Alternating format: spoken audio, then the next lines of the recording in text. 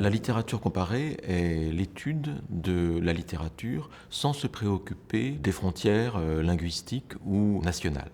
Et c'est ce que je vais faire sur cette chaire de littérature comparée, la première de ce nom au Collège de France, à savoir envisager, alors non pas la littérature, mais peut-être la diversité des littératures. Et c'est pourquoi il m'a semblé important de mettre le nom de cette chaire au pluriel.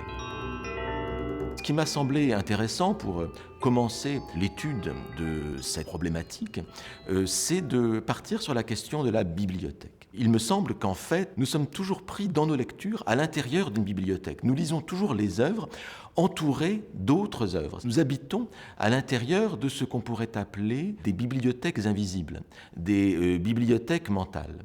Et ce sont ces bibliothèques-là que je vais essayer d'explorer dans ce cours intitulé « Construire, déconstruire la bibliothèque », où il s'agira donc de voir comment toute lecture que nous faisons est en quelque sorte prise dans une comparaison plus ou moins inconsciente.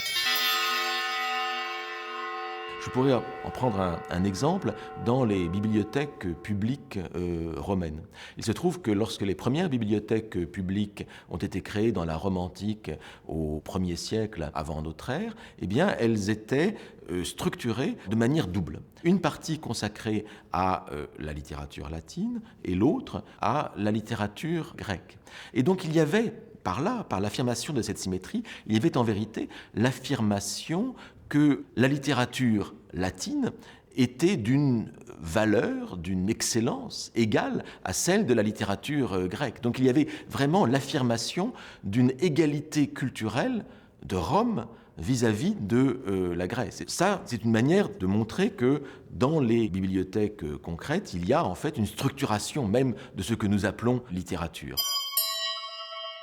À côté des bibliothèques concrètes, existent aussi des bibliothèques virtuelles, à savoir les traditions littéraires qui nous transmettent un certain nombre d'œuvres sur lesquelles notre regard s'appesantit plutôt que sur les autres. Un très bon exemple de cela, ce sont les tragédies grecques. Les tragédies grecques, nous en avons conservé 32 par 3 auteurs. Or, en fait, ce sont des centaines de tragédies qui ont été représentées à Athènes. Eh bien, il est possible de démontrer que ces 32 tragédies n'étaient pas représentatives et qu'un très grand nombre de tragédies finissaient bien.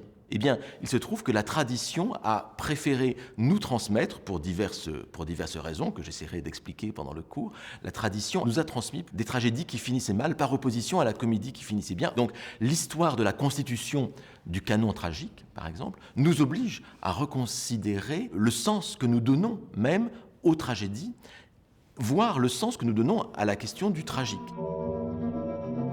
L'ambition du cours consiste à renouveler la lecture que nous faisons des œuvres. Ce n'est pas la même chose de lire À la recherche du temps perdu de Marcel Proust dans la grande tradition du roman psychologique français issu de La Princesse de Clèves, ou bien de le lire dans le grand mouvement de déconstruction du roman européen qui a eu lieu avec Woolf, Joyce ou Musil. Ce sont deux œuvres différentes que l'on lit.